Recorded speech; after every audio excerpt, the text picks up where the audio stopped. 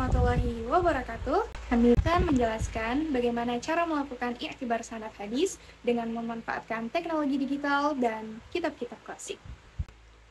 Di sini kita akan pelajari langkah demi langkah dari takhrij hingga membuat grafik sanad. Adapun tujuan adanya i'tibar sanad itu sendiri adalah untuk menguatkan, menilai, dan juga memverifikasi keautentikan suatu hadis melalui jalur-jalur periwayatannya. Langkah pertama dalam takhrij hadis via aplikasi Jami' Al-Kutub At-Tisah adalah membuka aplikasinya terlebih dahulu, kemudian masuk ke ikon Al-Bahas, masukkan kata kunci hadis yang ingin kita cari,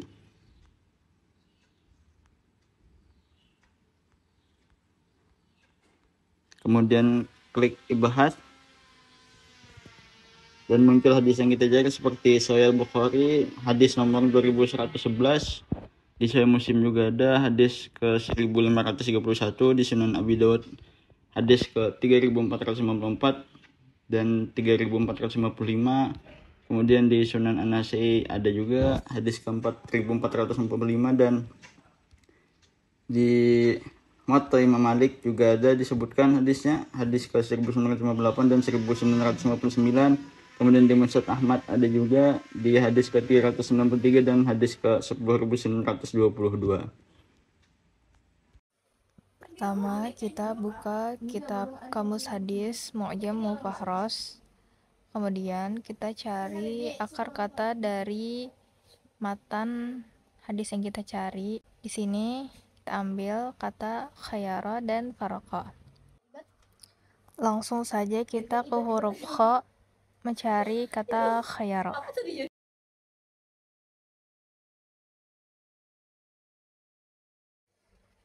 Setelah kita dapat lafaz khayara yang terdapat dalam matan kita tadi, di sini terdapat beberapa informasi bahwa hadis tersebut diriwayatkan oleh siapa saja. Di sini tertuliskan beberapa simbol seperti mim yang berarti diriwayatkan oleh Imam Muslim dalam kitab Buyu, nomor hadis 17, 24, 25, dan 27. Kemudian da berarti diriwayatkan oleh Imam Abu Daud dalam kitab Buyu, nomor hadis 46. Ta berarti Tirmizi dalam kitab Buyu, nomor 29. Nun berarti An-Nasa'i dalam kitab Buyu nomor 14 dan 18. Pada kitab Aiman nomor hadis 29, kemudian diriwayatkan oleh Ibnu Majah dalam kitab Tijarat nomor hadis 42, dalam kitab Diyat dengan nomor hadis 2, kemudian diriwayatkan oleh Ad-Darimi dan Ibnu Majah dengan nama kitab dan nomor hadis yang telah tertera. Kemudian dilanjut mencari akar kata kedua, yaitu faroko. Langsung saja kepada huruf fa. Cari akar kata faroko sesuai lafaz pada matan hadis. Setelah ditemukan, maka diperoleh informasi bahwa hadis ini diriwayatkan oleh Bukhari, Imam Muslim, Abu Daud, Tirmizi, An-Nasa'i, Ibnu Majah, Ad-Darimi, Muwatta Malik, dan Ahmad bin Hambal dengan kitab dan nomor hadis yang telah tertera. Setelah itu, kita buka kitab Mu'jam Al-Mufahras li Alfazil Hadis. Tujuannya untuk mengetahui hadis ini diriwayatkan oleh siapa saja dan di mana saja selain sumber utama tadi. Dari Mu'jam, kita dapat informasi rujukan. Sekarang buka kitab asli sesuai yang disebutkan.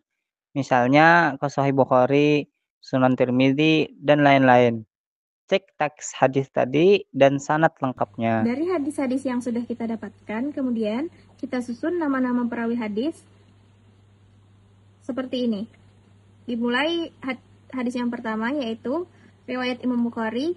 Yang pertama, mukharijnya ada Imam Al-Bukhari, yang diriwayatkan dari Abdullah ibnu Yusuf, dari Malik, dari Nafi, dari Abdullah ibnu Umar, dan kemudian dari Rasulullah. Kemudian hadis yang kedua yang kita dapatkan dari Imam Muslim, mukharijnya ialah Imam Muslim, diriwayatkan dari Yahya ibnu Yahya, dari Malik, dari Nafi, dari Abdullah ibnu Umar, dan dari Rasulullah. Hadis selanjutnya yaitu diriwayatkan oleh Imam Abi Dawud. Mukharijnya ialah Imam Abi Dawud, yang diriwayatkan dari Abdullah bin Maslamah, dari Malik, dari Nafi', dari Abdullah ibnu Umar, dan dari Rasulullah. Riwayat selanjutnya yaitu dari Imam An-Nasai. Yang pertama, mukharijnya yaitu Imam An-Nasai, diriwayatkan dari Muhammad bin Salamah dan Al-Harith bin Miskin. Selanjutnya dari Ibnu Qasim, dari Malik, dari Nafi', dari Abdullah bin Umar, dan dari Rasulullah. Hadis selanjutnya yaitu diriwayatkan oleh Imam Malik. Mukharijnya ialah Imam Malik sendiri, diriwayatkan oleh Yahya, dari Malik, dari Nafi', dari Abdullah bin Umar, dari Rasulullah. Yang terakhir yaitu diriwayatkan oleh Imam Ahmad. Mukharijnya ialah Imam Ahmad bin Hambal, dari Ishaq bin Isa, dari Malik, dari Nafi', dari Abdullah bin Umar, dan dari Rasulullah. Langkah yang kelima, kita lanjut mencari tahun wafat dan tabaqat masing-masing perawi. Kita bisa menggunakan kitab Tahzibul Kamal, Taqribut Tahzib, atau langsung dari aplikasi Jami' Al-Kutubut Tis'ah. Contohnya seperti Abdullah bin Yusuf At-Tanisi, wafat tahun 218 Hijriah, tabaqahnya itu tabaqah ke-10. Terus ada Malik bin Anas, beliau wafat tahun 179 Hijriah, tabaqahnya adalah tabaqah ke-7. Terus ada Nafi' Maula Ibnu Umar, beliau wafat tahun 116 Hijriah, tabaqahnya tabaqah ke-3. Terus ada Abdullah bin Amr bin Al-Khattab, beliau wafat tahun 73 Hijriah, tabaqahnya itu tabaqah ke-1. Adapun Rasulullah sendiri yaitu wafat tahun 11 Hijriah. Setelah semua data yang ditelusuri terkumpul, selanjutnya kita akan membuat grafik atau jalur sanad hadisnya disusun berdasarkan urutan perawi sesuai sanad yang telah ditelusuri sebelumnya. Biasanya dalam membuat grafik sanad lebih baik menggunakan tools sederhana seperti Excel atau memanfaatkan software khusus pemetaan sanad agar tampilannya lebih visual dan mudah dianalisis. Tujuannya adalah agar kita bisa melihat hubungan antar perawi dalam sanad hadis secara visual, mulai dari urutan, tingkatan, sampai jalur transmisinya. Dengan grafik ini, kita jadi lebih mudah menganalisis kekuatan dan kesinambungan sanad suatu hadis. Adapun hadis yang sudah ditelusuri sebelumnya, itu sanad utamanya melalui jalur Imam Bukhari. Bisa kita lihat melalui grafik ini, Imam Bukhari meriwayatkan dari Abdullah bin Yusuf, kemudian Abdullah bin Yusuf meriwayatkan dari Malik bin Anas, hingga seterusnya sampai ke Rasulullah Shallallahu Alaihi Wasallam. Oleh karena itu, dalam pembuatan skema hadis wajib meletakkan Rasulullah Shallallahu Alaihi Wasallam di bagian paling atas, dan sahabat yang meriwayatkannya diletakkan di bawah beliau hingga bersambung kepada imam terakhir yang meriwayatkan hadis. Dalam contoh ini, periwayat terakhir adalah Imam Bukhari. Untuk memudahkan melihat hubungan antar perawi dalam skema sanad hadis, hendaknya diberikan berupa jalur seperti ini. Tujuannya agar mudah menganalisis kesinambungan sanad suatu hadis. Nah, langkah selanjutnya yaitu kita akan membuat bagan i'tibar sanad yang akan kita gabungkan dari 5 periwayatan. Yang pertama, kita masuk dulu ke Microsoft Excel. Kemudian kita buat skema hadis khiyar dalam jual beli dari 5 jalur periwayatan.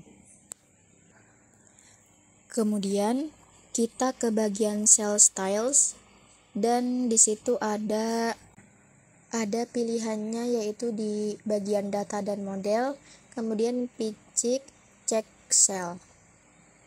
Maka akan muncul kotak dengan blok abu-abu.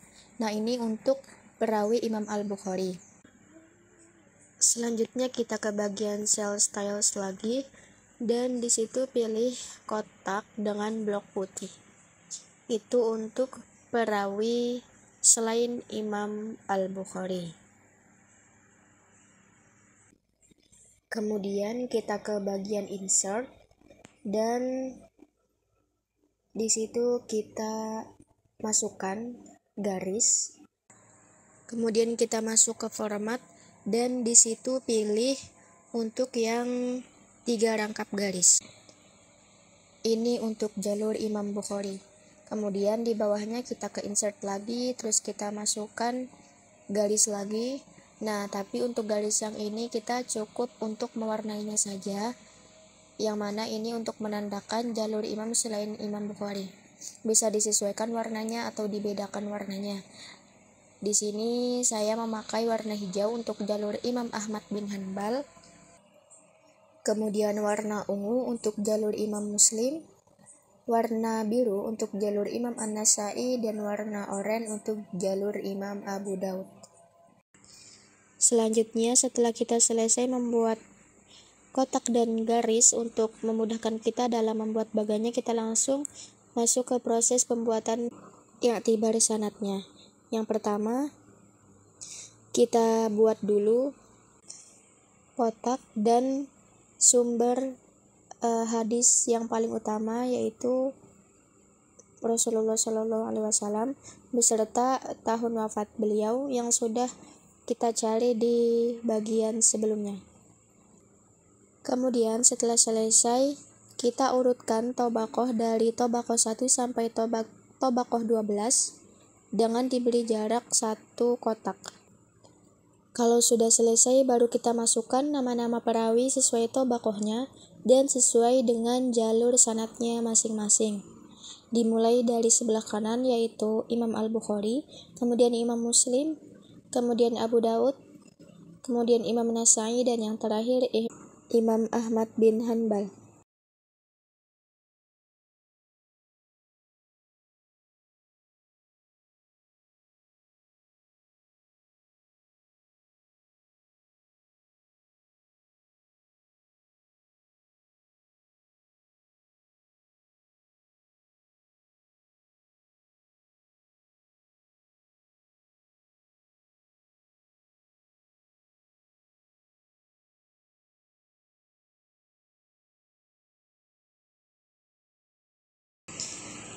Kemudian setelah kita selesai membuat nama-nama perawi sesuai dengan tobaqoh dan tahun wafatnya, yang mana tobaqoh dan tahun wafat ini kita dapatkan dari tahap sebelumnya. Selanjutnya kita akan membuat jalur garis dari sumber utama, yaitu Rasulullah SAW, sampai kepada mukharij. Yang pertama yaitu dari jalur Imam Al-Bukhari, kita membuat garisnya sesuai dengan ketentuan yang tadi, yaitu yang di sebelah kiri. Nah, jadi tinggal disalin-salin aja seperti ini. Begitu juga dengan jalur mukharij yang lain. Kita sesuaikan warnanya, yaitu warna ungu untuk jalur Imam Muslim, warna oranye untuk jalur Imam Abu Daud, warna biru untuk jalur Imam An-Nasai, dan warna hijau untuk jalur Imam Ahmad bin Hanbal. Nah, jadi seperti ini untuk garis-garis yang sudah dihubungkan antar perawi dari sumber utama sampai kepada mukharijnya, sesuai dengan warna-warna jalurnya masing-masing. Kemudian tahap selanjutnya yaitu kita akan membuat metode atau lambang periwayatan dari masing-masing perawi, yaitu dari sumber utama dari Rasulullah SAW sampai kepada para mukharij. Contohnya yaitu seperti an, akhbarona, haddatsana, haddatsani, dan qala. Adapun lambang-lambang atau metode periwayatan hadis ini bisa kita dapatkan dari sanad dan matan hadis yang termuat di dalam kitab-kitab hadis. Nah, jadi di dalam lafaz-lafaz itu sudah termuat langsung bagaimana metode atau lambang periwayatan antar perawi. Nah, mungkin beginilah gambar skema hadis hiyar dalam jual beli dari 5 jalur periwayatan. Kita juga bisa menerapkannya untuk hadis lain sesuai tahapan-tahapan tadi, dan kita bisa membedakan jalur-jalur antar mukhodiknya. Untuk jalur perawi utama bisa kita tebalkan atau juga bisa kita buat 3 garis seperti tadi, yaitu untuk jalur Imam Bukhari, dan untuk jalur dari para mukhodiknya kita bisa membedakannya dengan cara memberi warna yang berbeda pada jalur garis tersebut. Nah, mungkin ini ada sedikit kesalahan, yaitu untuk blok yang berwarna abu-abu itu untuk perawi Imam Al-Bukhari, dan untuk blok yang berwarna putih yaitu untuk perawi selain Imam Al-Bukhari. Ya, mungkin sampai di sini saja video kali ini. Semoga bermanfaat.